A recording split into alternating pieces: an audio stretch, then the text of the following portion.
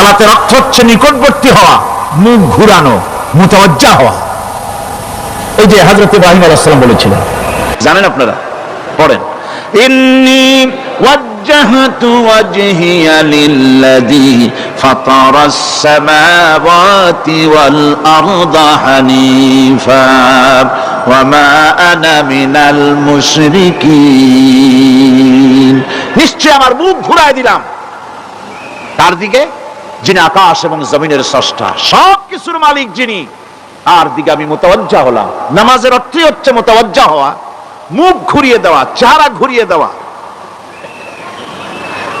আর নামাজের আরেক অর্থ হচ্ছে নিকটবর্তী থেকে আরো নিকটবর্তী হওয়া। আল্লাহ রাব্বুল আলামিন বলেন, নিকটবর্তী হতে হলে ওয়াসজুদ ওয়াকতারিব, সেজদা দাও আর সেজদার মাধ্যমে আমার নিকটবর্তী হয়ে যাও। সেজদা দিলেই আল্লাহর নিকটবর্তী হওয়া যায়। কোন সুবহানাল্লাহ। সাহাবী, আল্লাহর নবীর সাহাবী প্রশ্ন করেছেন, নবীজি, বান্দা কখন আল্লাহর নিকটবর্তী হয়ে যায়? নবীজি বলেছেন, বান্দা যখন সেজদা দেয় তখন আল্লাহর বান্দার মাঝে কোনো হিজাব থাকে না, একদম আল্লাহ পাকের নিকটবর্তী হয়ে যায় বান্দা যখন সেজদায় পড়ে যায়। সুতরাং নামাজ হচ্ছে নিকটবর্তী হওয়া, সালাত এটা হচ্ছে নিকটবর্তী হওয়া। নামাজ ফরজ হওয়ার কারণ হচ্ছে এই যে মানুষ আল্লাহর বান্দা বা গোলাম হিসেবে সৃষ্টি হয়েছে, তাই একমুখী হয়ে এর বন্দিগি করা এটা হচ্ছে তার স্বাভাবিক একটা প্রকৃতি।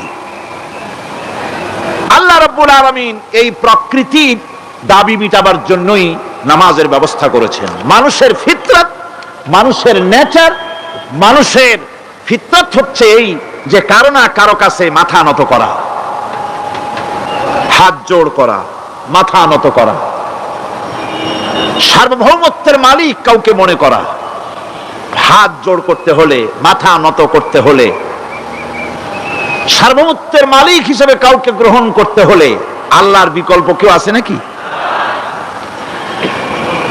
ইসলামের মূল দাওয়াতটা হলো ফিতরত অনুযায়ী দাওয়াত দেওয়া হয়েছে।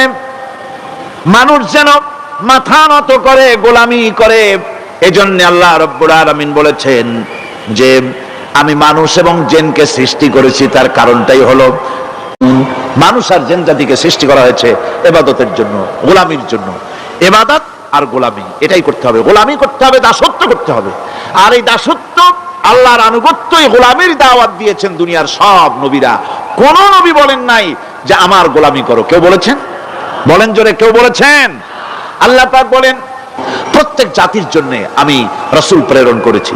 তারা মানুষকে দাওয়াত দিয়েছেন এই কথা বলে যে এক আল্লাহর গোলামি করো, তিনি ছাড়া কোনো ইলাহ নাই, আইনদাতা নাই, বিধানদাতা নাই, তার গোলামি, তার সামনে মাথা নত করে দাও। নামাজ হচ্ছে তাওহীদের অবশ্যম্ভাবী এক বহির্প্রকাশ। তাওহীদের জন্য তাওহীদবাদী মানুষ যারা, তাদেরকে নামাজ আদায় করতেই হবে। আকীদা বিশ্বাসের দিক থেকে তাওহীদ যদি হয় পুরা দ্বীনের মূল উৎস, তাহলে আমলের দিক থেকে নামাজ হচ্ছে পুরা দ্বীনের মূল ভিত্তি। নামাজ হচ্ছে আমলের মূল ভিত্তি। এর বাস্তবায়ন ছাড়া দ্বীন পূর্ণ হয় না। নামাজ মুমিনের কেবলমাত্র একটি উত্তম আমলই নয়, বরং নামাজ হচ্ছে ঈমানের মূল ভিত্তি। যার কাছে নামাজ নাই তার কাছে কিছুই নাই। রাসূল করিম সাল্লাল্লাহু আলাইহি ওয়াসাল্লাম বলেছেন যে নামাজ যে ব্যক্তি পড়ে না, আল্লাহ পাকের সাথে তার কোনো সম্পর্ক বাকি থাকে না। সুতরাং এই নামাজটা হচ্ছে এই যে একমাত্র একাগ্র চিত্তে আদবের সাথে আল্লাহর সামনে রুজু হয়ে যাওয়া। কোরআনে কারীম বলছে তোমরা আল্লাহর দিকে রুজু হয়ে যাও এবং তাকে ভয় করে অন্যায় কাজ থেকে বিরত থাকো আর নামাজ কায়েম করো, মুশরিকদের অন্তর্ভুক্ত হয়ে যেও না। নামাজ কায়েম করা, নামাজের আদেশ কোরআনে কারীমের মধ্যে আল্লাহ পাক বহু জায়গায় করেছেন। ঈমানের পর নামাজই হচ্ছে সবচেয়ে বড় জরুরি।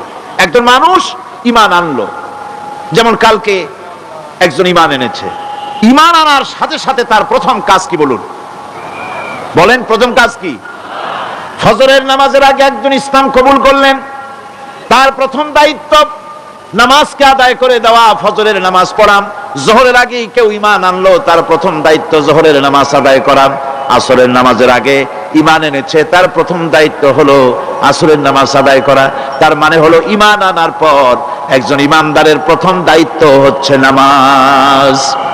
গুরুত্বপূর্ণ বিষয়, খুব ভালো করে শুনতে হবে, ইয়াদ রাখতে হবে প্রত্যেকটি মুসলমানের। এই নামাজ কি জিনিস, কেমনে আদায় করতে হবে, আদায় না করলে কি হবে, গুরুত্বপূর্ণ এই কথাগুলি প্রত্যেকের স্মরণ রাখতে হবে।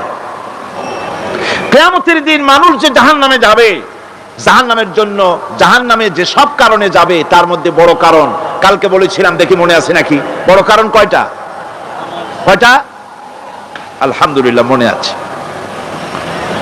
আল্লাহ রাব্বুল আলামিন বলেন, কিয়ামতের দিন অপরাধীদেরকে জিজ্ঞেস করা হবে, মা সালাকাকুম ফি সাকার, জাহান্নামে কেন আসছো?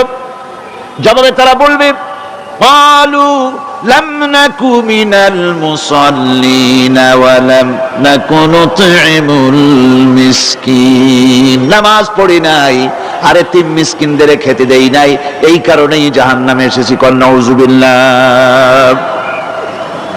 নামাজ যারা পড়বে না জাহান্নামে যেতে হবে। কোথায় যেতে হবে? আকীদাগত দিক থেকে ঈমান হলো তাওহীদের স্বীকৃতি, আর আমলের দিক থেকে নামাজ হচ্ছে তাওহীদের বহিঃপ্রকাশ। আপনি মুসলমান তা প্রমাণ হবে নামাজ দিয়ে। নামাজহীন ঈমানের দাবি মূল্যহীন। যার নামাজ নাই তার ঈমানের দাবি করার কোনো মূল্যই নেই। অনেক এরকম কথা বলে, হুজুর আমি মানুষটা নিতাম তো খারাপ না, যাই মনে করেন, গ্রামে রাস্তা বানাইছি, ব্রিজ করে দিয়েছি, কালভার্ট করেছি, এতিম মিসকিনদের তাও মাঝে মধ্যে খাবার দেই, বিধবারে কাপড় চোপড় দেই, মানুষটা আমি নিতাম তো খারাপ না, তবে এই মাঝে মধ্যে একটু নামাজ পড়ি না, তাতে কি আমার ঈমান নষ্ট হয়েছে নাকি? আমি বলি, ভাই ঈমানই তো নাই, নষ্ট হবে কি? ঈমান থাকলে না নষ্ট হবে? ঈমান নাই। সুতরাং একজন মুসলমান যদি নামাজ না পড়ে নিজেকে মুসলমান বলে দাবি করার কোনো হক তার নাই, দাবি করার অধিকার নাই। নামাজ হচ্ছে জিন্দেগি, নামাজটাই মূলত জিন্দেগি। নামাজটা কি? জিন্দেগি। আল্লাহ রাব্বুল আলামিন শেখাচ্ছেন, মুহাম্মদের সাথে সবাই পড়েন, কুল ইন্না সালাতি ওয়া নুসুকি ওয়া মাহইয়ায়া ওয়া মামাতি লিল্লাহি রাব্বিল আলামিন। বলো আমার নামাজ, বলো আমার নামাজ, আমার কুরবানি, আমার হায়াত, আমার মওত সবকিছুই আল্লাহ রাব্বুল আলামিনের জন্য নিবেদিত। আমার বেঁচে থাকা, আমার মরে যাওয়া সব আল্লাহর জন্য। সে আল্লাহ রাব্বুল আলামিন, তার জন্য সবকিছু নিবেদিত করতে হবে। আল্লাহ পাকের গোলাম আমাদের বানিয়েছেন, আল্লাহ আমাদের গোলামি করা লাগবে। আর গোলামির নমুনা যাকাত দিয়া, হজ দিয়া, দান দিয়া, সদকা দিয়া, কোন জিনিস দিয়ে নামাজের মতো গোলামির উৎকৃষ্ট প্রমাণ বা নমুনা আর কিছুতে নাই। আমি যে গোলাম তার উৎকৃষ্ট প্রমাণ হচ্ছে নামাজ। নামাজেই একটা মানুষ গোলামির অনুভূতিতে তাকে নিয়ে যায়। বাদশা হোক, মন্ত্রী হোক, পীর হোক, মাওলানা হোক, মুহাদ্দিস হোক, বড় লোক হোক, গরিব হোক, পুরুষ হোক, নারী হোক, যাই হোক, নামাজে দাঁড়াইলো, একেবারে কান্ডারে ধরিয়া কানের কাছে হাত দিয়া, হাত দুটো বাঁধিয়া মাথা নিচের দিকে দিয়ে দাঁড়ায় গেল। কিসের মতো? আসামির মতো, গোলামের মতো। সুবহানাল্লাহ। এদিক ওদিক তাকাইতে পারবা না, চোখটা থাকবে সেজদা যেখানে দিবা সেখানে। তাকানো নিষেধ, সেজদার দিকে তাকাও। এরপরে যখন রুকুতে গেলেন, গোলামির নমুনা হয়ে গেল। গোলামের এরকম মাথা নিচু করে থাকতে হয় প্রভুর সামনে। গেলেন, রাজা, বাদশা, বড় লোক, সব অহংকার চূর্ণ হয়ে গেল। নাক আর কপাল দিয়া আমার মাবুদের দরবারে মাথাটা লাগাই দিলাম জমিনের উপরে। সুবহানাল্লাহ। আমি আমার ভাষায় বলি, আমি আমার ভাষায় কথাটা এভাবে বলি, এই জমিনটা যদি কাগজ হয় আর আমার নাকটার কপালটা যদি কলম হয়, তাহলে আমি যে গোলাম দৈনিক 5 বার আমার নাক আর কপাল দিয়া জমিন নামক কাগজের উপরে দাস খতের উপরে দৈনিক 5 বার নাক আর কপাল দিয়া সই করে দেই, আল্লাহ আমি তোমার গোলাম আর কারো গোলাম নই, আমি একমাত্র তোমার গোলাম। ঘুমের থেকে উঠে সেজদা দিয়া বলি, দুপুরের সময় কাজ ফালাইয়া আর একবার বলি, বিকেল আসার আগে আসরে আর একবার বলি, দিন যখন শেষ হয় আর একবার বলি, রাতে যখন শুতে যাই আর একবার সেজদা দিয়া ঘোষণা করি, মাবুদ আমি তোমার গোলাম। সুবহানাল্লাহ। নামাজ হচ্ছে ইসলামের গণ্ডির মধ্যে প্রবেশের প্রমাণ। কোরআনে কারীম বলছে, সূরা তাওবা এসেছে, তারা যদি তওবা করে আর নামাজ কায়েম করে, যাকাত যদি আদায় করে, তাহলে এখন তোমাদের সে দ্বীনি ভাই, এখন ভাই হয়ে গেল। একটু আগে ছিল কাফের মুশরিক, এখন তোমার দ্বীনি ভাই। দ্বীনের গণ্ডির মধ্যে প্রবেশ করা, কলেমা পড়ার সাথে সাথেই নামাজ। নামাজ হচ্ছে দ্বীনের প্রধান গেট, দ্বীনের প্রধান তোরণ। দ্বীনের মধ্যে প্রবেশ করার জন্য এই গেট দিয়ে প্রবেশ করতে হবে। সুতরাং এই নামাজের এতই গুরুত্ব দেওয়া হয়েছে। ইসলাম যদি ক্ষমতায় আসে, আল্লাহ যেন এনে দেন, জোরে কোন আমিন। ইসলাম যদি ক্ষমতায় এসে যায়, রব্বুল আলামিন তাফসিরে মাহফিল কোরআন সামনে নিয়ে আশা করে তোমার দরবারে দোয়া করি, এই বিশাল জনসমুদ্রের দোয়া কবুল করো মাবুদ গো, এই বাংলাদেশকে ইসলামের দেশ বানাইয়া দাও। দেশটা যদি ইসলামের হয়ে যায়, আইন যদি আল্লাহর হয়, শাসন যদি সৎ লোকেরা করে, রব্বুল আলামিন কোরআন শরীফে বলেন, তাহলে তারা 4টা কাজ করবে। আল্লাযীনা ইম্মাক্কান্নাহুম ফিল আরদ আকামুস সালাতা ওয়া আতাউজ যাকাত ওয়া আমারু বিল মারুফি ওয়া নাহাউ আনিল মুনকার। মুমিনরা ক্ষমতায় এসে প্রথম যে কাজটা করবে, প্রথমে ক্ষমতায় এসেই নামাজ বাধ্যতামূলক করবে। প্রথম কি? ওয়াজ নসিহতে অনুরোধ করা হবে না, বাবাজিরা আল্লাহর রাস্তায় নামাজটা পড়ে না। রেডিও এবং টেলিভিশনের মাধ্যমে রাষ্ট্রপ্রধান অর্ডার করে দিবেন, যারা আকেল বালিগ সকলের জন্য নামাজ বাধ্যতামূলক, নামাজ পড়তেই হবে, এটা অর্ডার। বেলা যখন 1টা বেজে যাবে, বেলা যখন 1টা বাজবে, সমস্ত মসজিদে আজান শুরু হয়ে যাবে।